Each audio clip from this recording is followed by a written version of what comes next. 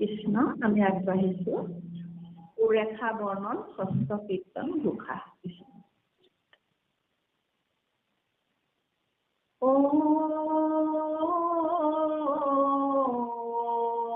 জয় গোবিন্দ নায়াকিল জয়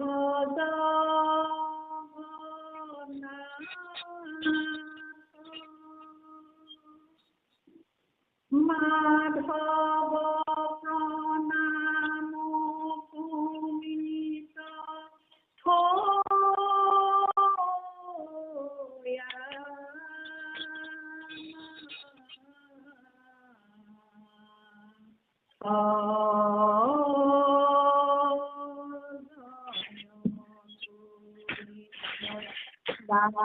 দায়াশীল জয় জগন্নাথ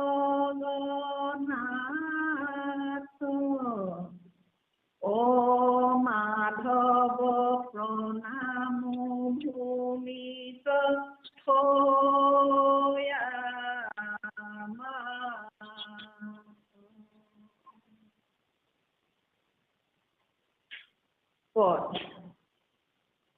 অনন্তৰে ইন্দ্ৰদ্যুম্ন ৰাজা ৰাজেশ্বৰ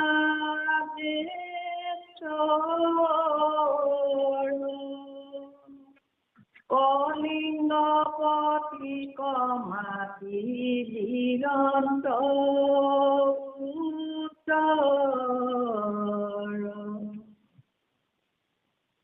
বিন্ধ পৰ্বত ৰাজা গণলৈ ভদ্ৰতৰ শিলাক ভকতে আনাব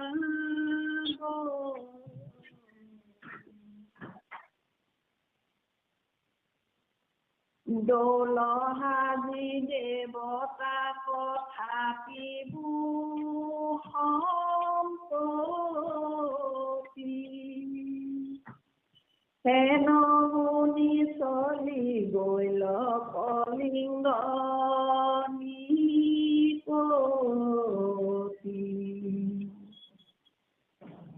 মন্ত্ৰী কমাতিয়া পাছাৰাজ মন্ত্ৰী কমাতিয়া পাছে ৰাজা আদেশ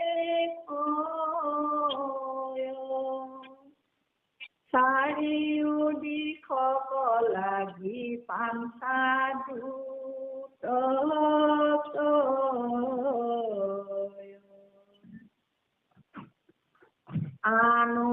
আনুগহংকাৰী ৰাজা গণনিৰন্তৰ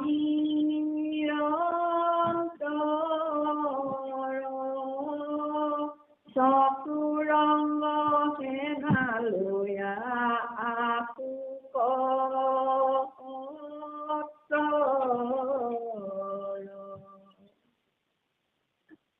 ৰাজাৰ আদেশ পঢ়ি পৰ্যটীল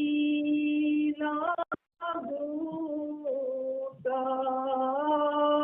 চাৰিও দিশৰ ৰাজা আখিল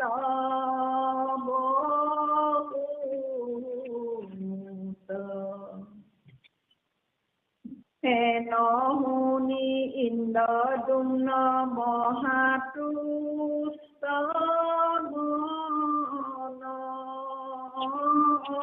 অৱনিপতি কথাই বলিলা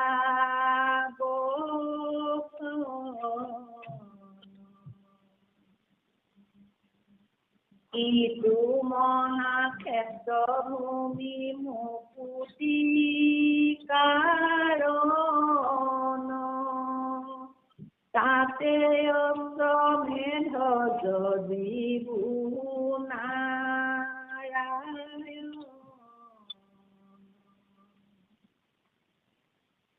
বান্ধি দোল দেৱথাপিবু যেন বিধি কেন মতে মূৰ ইটো কাৰ্য হৈয়ে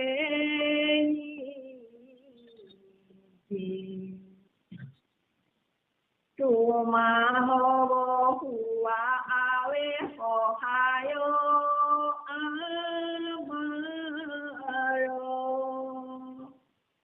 হৈব বুলি হবেও কৰিলা অংগীকাৰ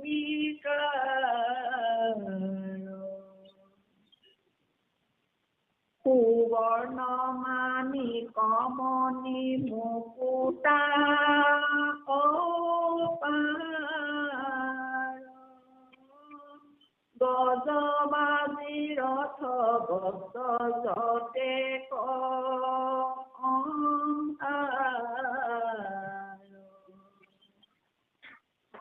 ভক্ষ ভূৰ্য যজ্ঞত লাগিবে যত দিলে ৰাজা গণে ইন্দ্ৰদ্যুম্নৰ আগত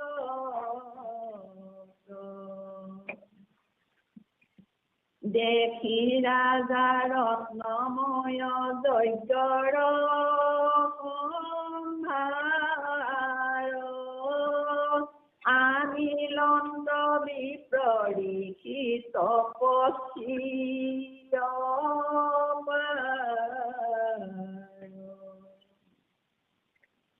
উপাধ্যায় আচাৰ্য সদস্য পাত্ৰ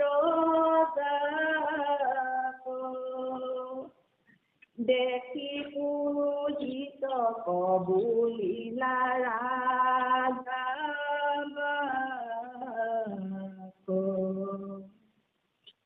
বিপ্ৰঋষি গণ হমে চলিও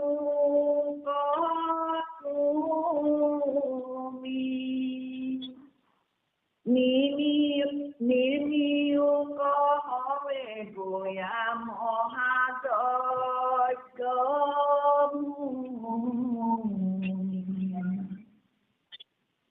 শুনি পুৰোহিত গয়া অনেক যতনে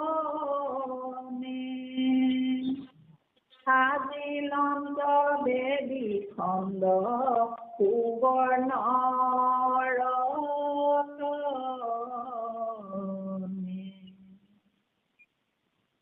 ৰত্নময় প্ৰাসাদ সজাল এক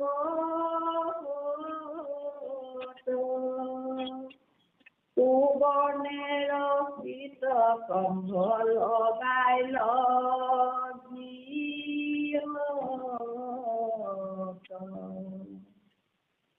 ঠাই ঠাই পুতাই লন্ত বৃহৎ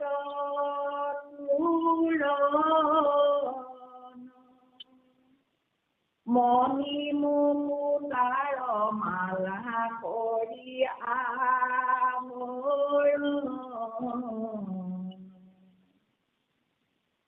ব্ৰাহ্মণক লাগি গৃহ সজাই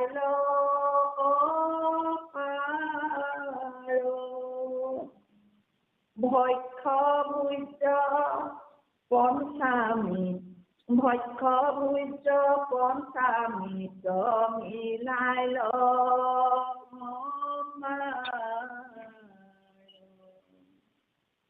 অনেক নিপতি ব্ৰাহ্মণৰ ধৰ স্বৰ্গ কলংঘিল গয়া বাদ্যৰ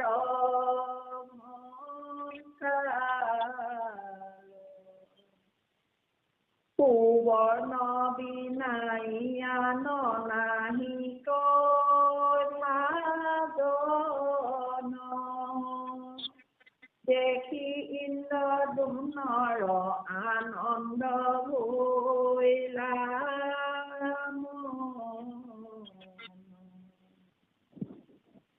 আৰম্ভিল যজ্ঞ যেন বিধি ব্যৱহাৰ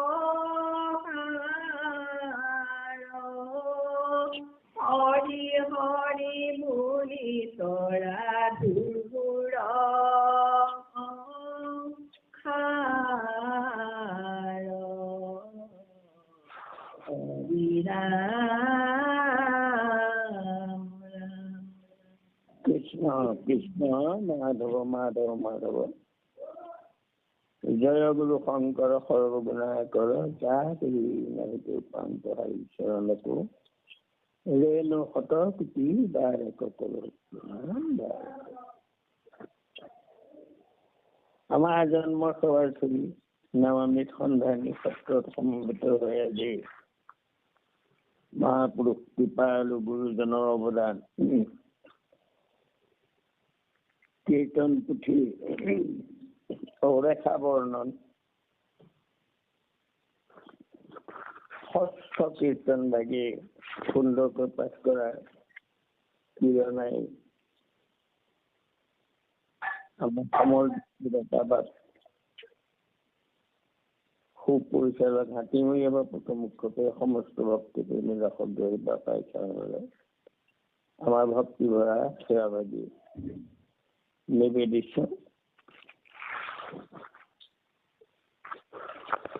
এজন ধৰ্মৰ প্ৰতি আগ্ৰহী একান্ত ভক্ত অন্যহাতে ৰজাও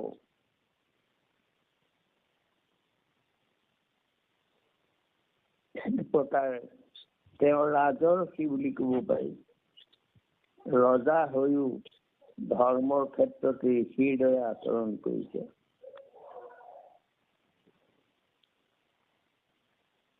সেই ইন্দ্ৰদ্যুম্ন ৰজাই ইমান আগ্ৰহেৰে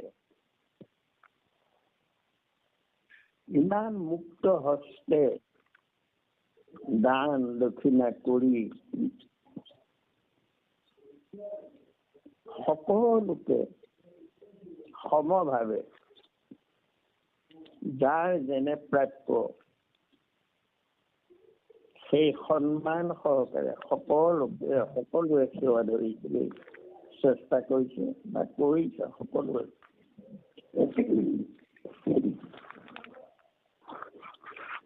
চক্ৰৱৰ্তী ৰাজা তেওঁৰ অধীনত বহুত ৰজা আছে। সেই সকলোকে আমন্ত্ৰণ কৰে এক মহাযজ্ঞ কৰাৰ ব্যৱস্থা কৰিছে।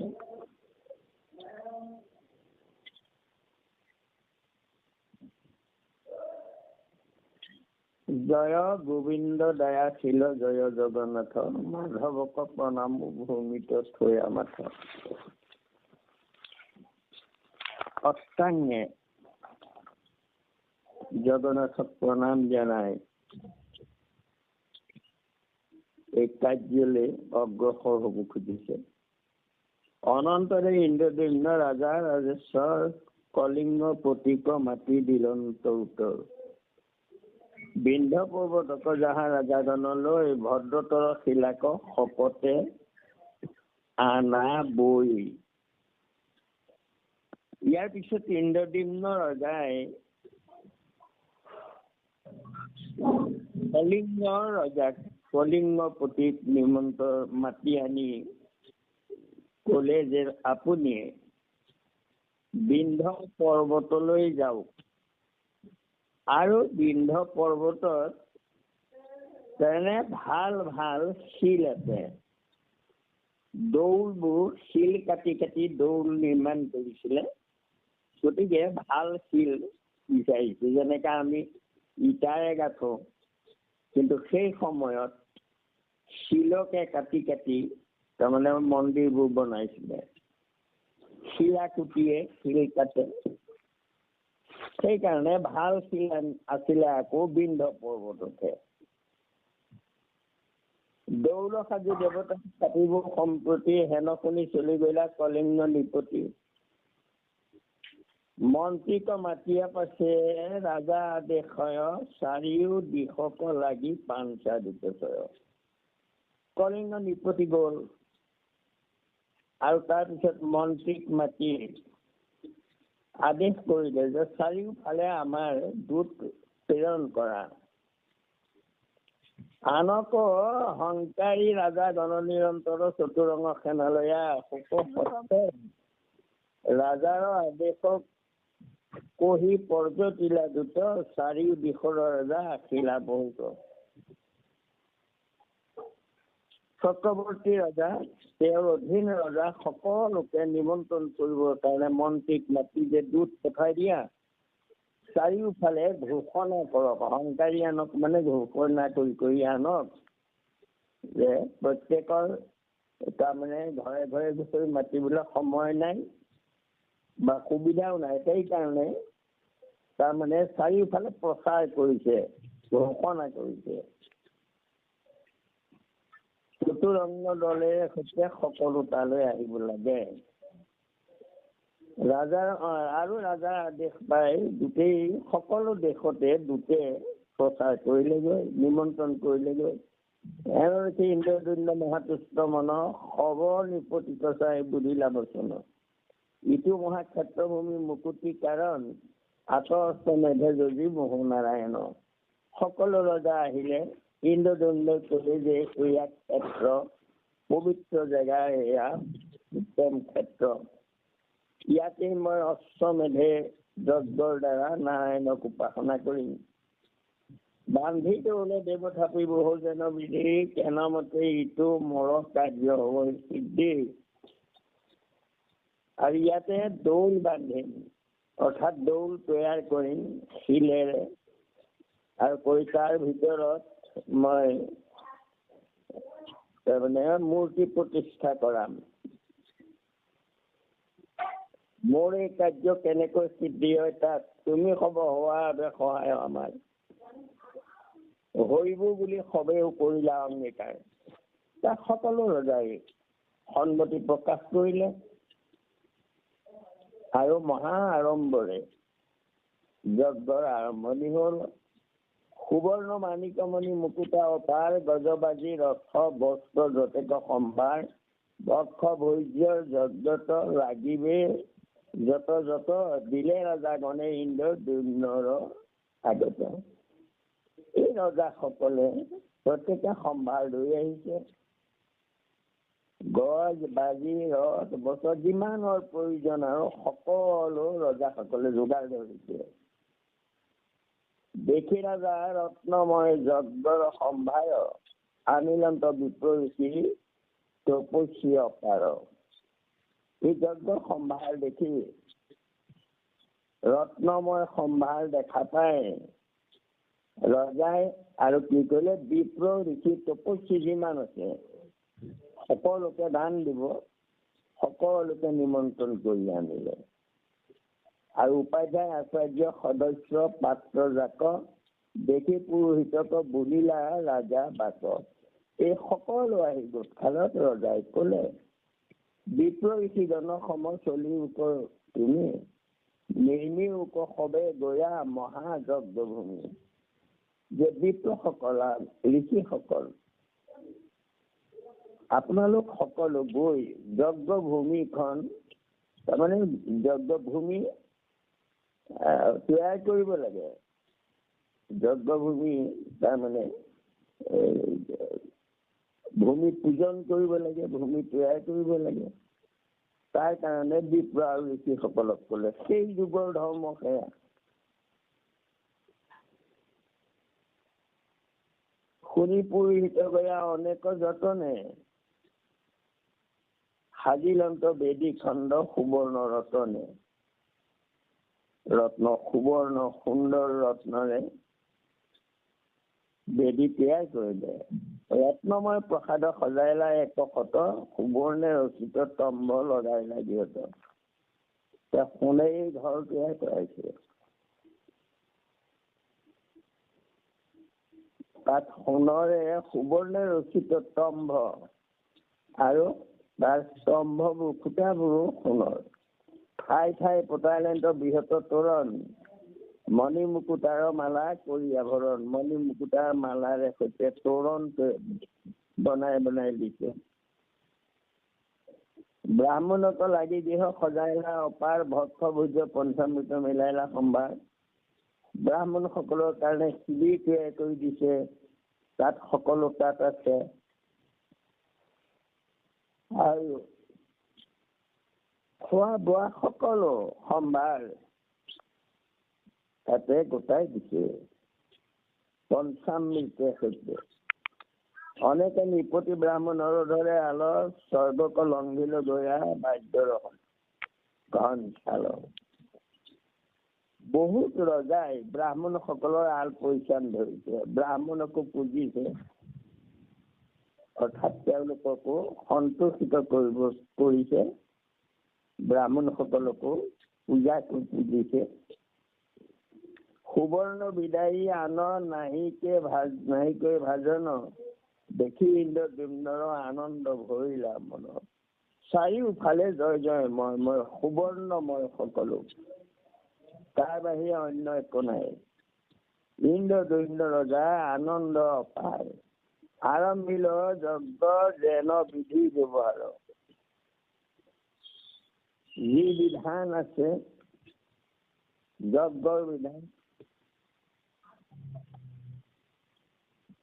তিনিটা বিশেষ বিধান,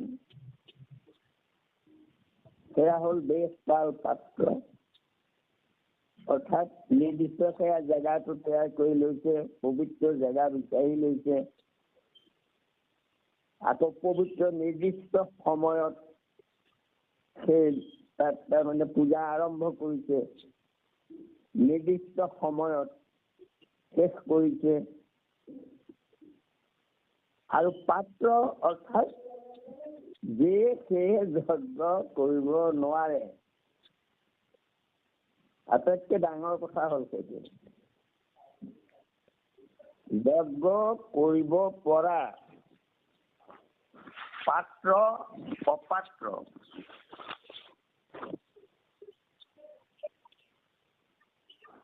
তাৰ ভিতৰত আটাইতকৈ ডাঙৰ কথা যে যজ্ঞ কৰিবলৈ পুৰোহিতসকল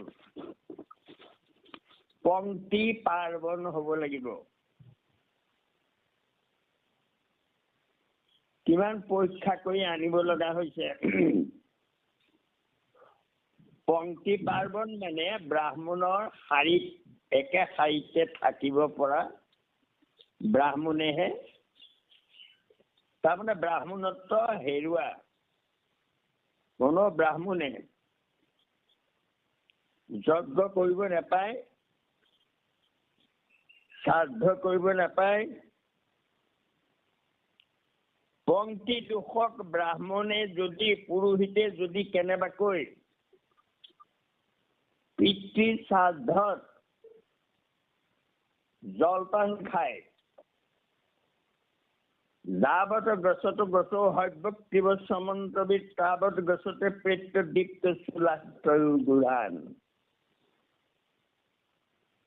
এজন পংক্তি দোষক ব্ৰাহ্মণে যদি পিতৃ শ্ৰাদ্ধত জলপান খায় কেনেবাকৈ, যিমান গঢ়া জলপান যিমান ডাঙৰ ডাঙৰকে মুখত সোমাব, সিমান ডাঙৰ এটা লোহাৰ পিণ্ড জুইত ৰঙা কৰি মৃতকৰ মুখত সোমাই দিয়া হব প্ৰতি গঢ়াতে। গতিকে কিমান সাংঘাতিক কথা। আৰু সেই পংক্তি দোষক ব্ৰাহ্মণৰ ঘটনা বহুত আছে। আমাৰ পিতৃযজ্ঞ, আগতে পিতৃযজ্ঞ আছিলে, মন্ত্ৰৰ দ্বাৰা তাৰমানে পিতৃযজ্ঞ কৰা নিৰূপণ কৰিছিলে নিমিয়ে। কিন্তু বহুত তাৰমানে এনেকুৱা হ'ল যে নিমিৰ নাতিনীয়েকে, মেধাতিথি বুলি কয়, নাতিনীয়েকে তাৰমানে পিতৃযজ্ঞ কৰাইছিলে, তাৰমানে শ্ৰাদ্ধ কৰাইছিলে। কৰাওঁতে এজন পংক্তি দোষক ব্ৰাহ্মণক তাৰমানে মাতিলে তেওঁ আহি পেলাই যজ্ঞ কৰিলে।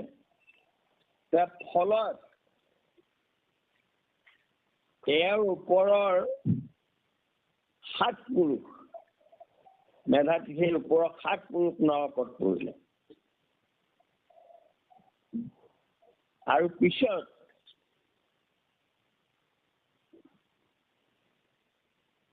মেধাতিথি মৃগয়ালৈ গৈছিলে, যাওঁতে দেখিলে এটা অন্ধকাৰ কূপত অদৃশ্য আত্মাই বিননি কৰিছে, অবৈষ্ণৱ পুত্ৰ যদি জন্মৰ কুলত স্বৰ্গহন্তে পিতৃক পেলাৱে নৰকত।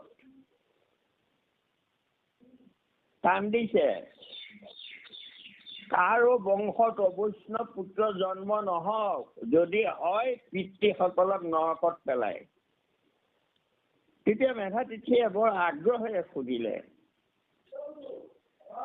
যে আপোনালোক কোন, কিয় বিনাইছে ইমান?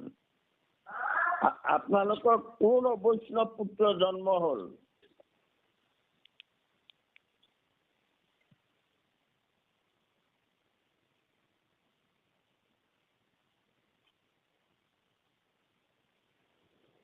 তেতিয়া অদৃশ্য আত্মাই ক'লে যে আমাৰ বংশত মেধাতিথি নামৰ এটা অবৈষ্ণৱ পুত্ৰ জন্ম হ'ল, আৰু সি আমাক এই তললৈ লৈ আহিলে।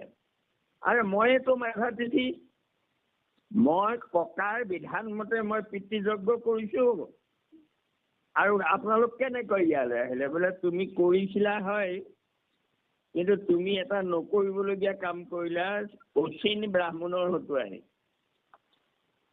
পংক্তি দুখত ব্ৰাহ্মণৰ হতুৱাই তুমি পিতৃযজ্ঞ কৰালা, তেওঁক ভোজন কৰালা, সেয়ে আমি তললৈ নামি আহিব লগা হ'ল। তেতিয়া ক'লে তেনে উপায় কি হ'ব? তেতিয়া ক'লে যে এসপ্তাহ তুমি কোনোবা ভাগৱত ধৰ্মৰ কথা জনা ভাগৱত বক্তাৰ হতুৱাই ভাগৱত শ্ৰৱণ কৰা, কৰিলে আমি উদ্ধাৰ হম। বা যে কি নহওক,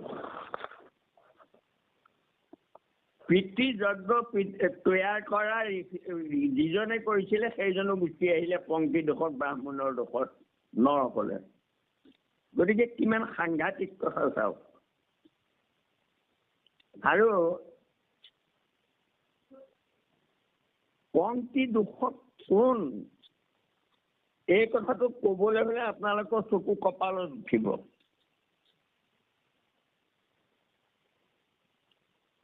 যদি কোনোবা ব্ৰাহ্মণে কিতবৰ জুৱা খেলে, তাৰমানে লটৰী খেলে, লটৰী টিকেট লয়,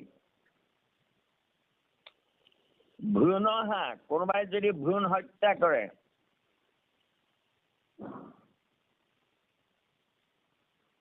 যদি কোনোবাই দেখিবলৈ কুৎসিত, কোনোবাই যদি গাঁৱত বাস কৰে,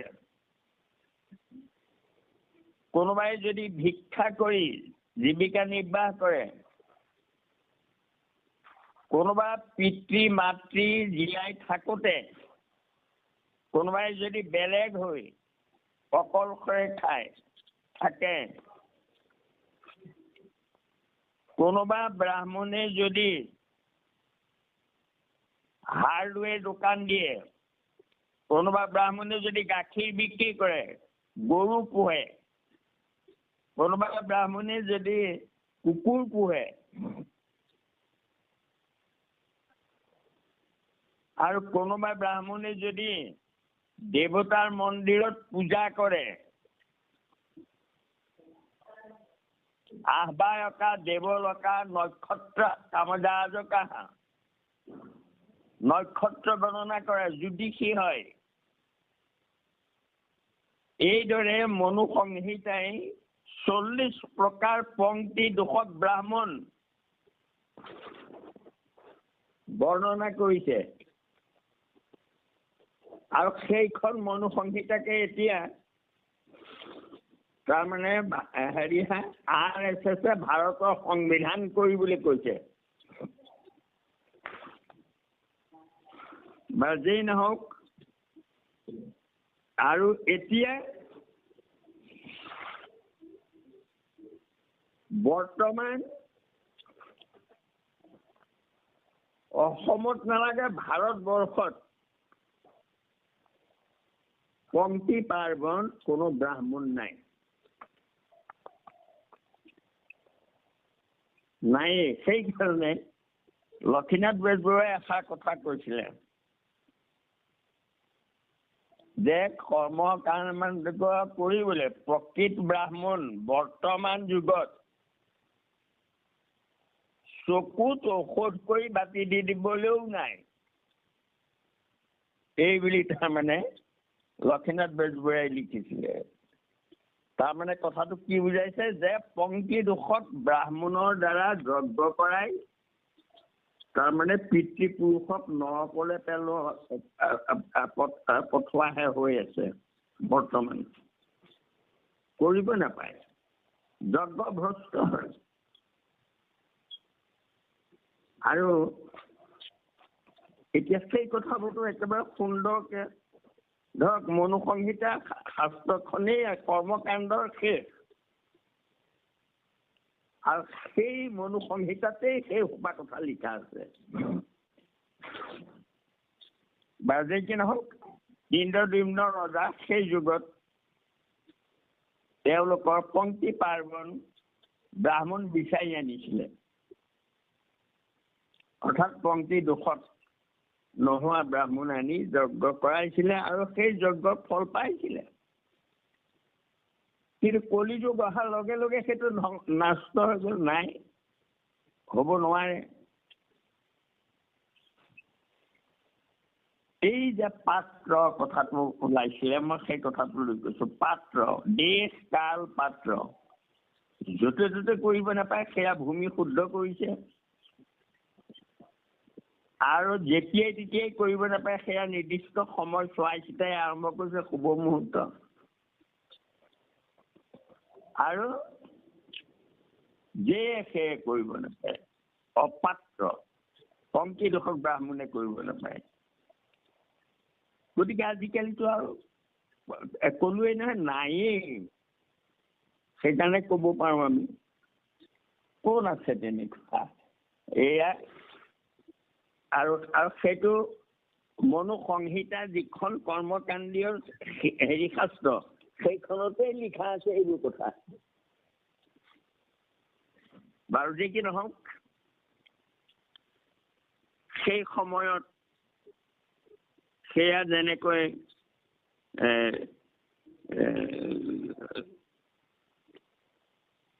সত্য তেতা দাপৰলৈকে তেনেকুৱা যোগ্য ব্যক্তি আছিলে কাৰণে কৰি আছিলে,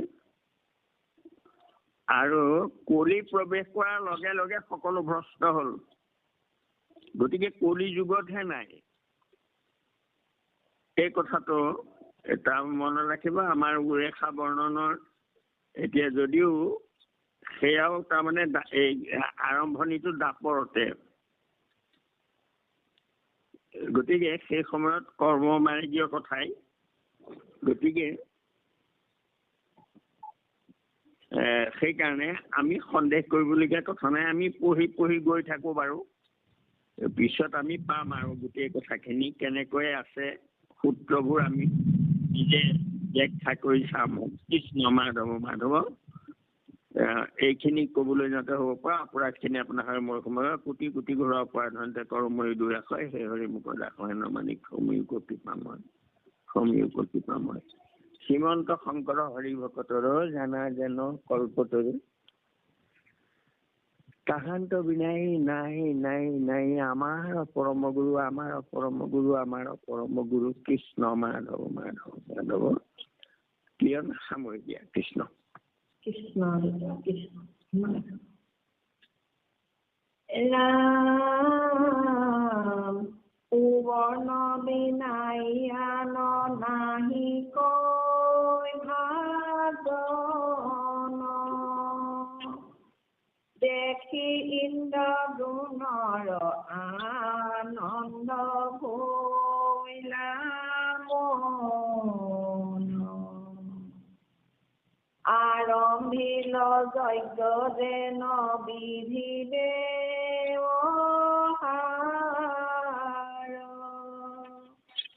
হৰি হৰি বুলি কৰা দুৰ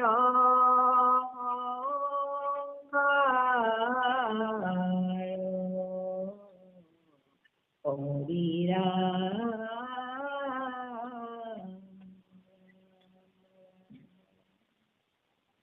জয় ৰাম জয় নাৰায়ণ জয় কৃষ্ণ জয় জগদ্গুৰু শ্ৰীমন্ত শংকৰ কৃষ্ণ কৃষ্ণ হৰি ৰাম অপৰাধ বিনাশন তৰুণাৰায়ণ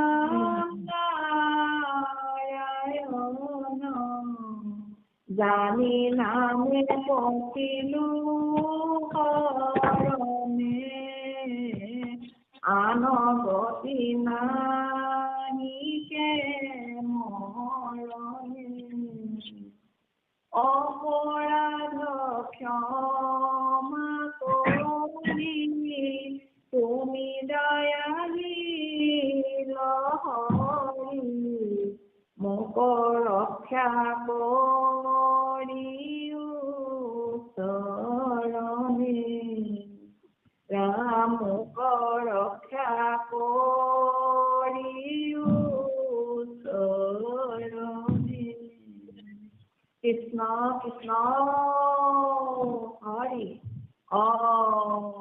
ৰাম গুৰু শ্ৰীমন্ত শংকৰ হৰি ভকতৰ জানা যেন কল্পতৰ কান্ত বিনাই নাই নাই নাই আমাৰ পৰম ৰাম কান্ত বিনাই নাই নাই নাই আমাৰ পৰম কৃষ্ণ কৃষ্ণ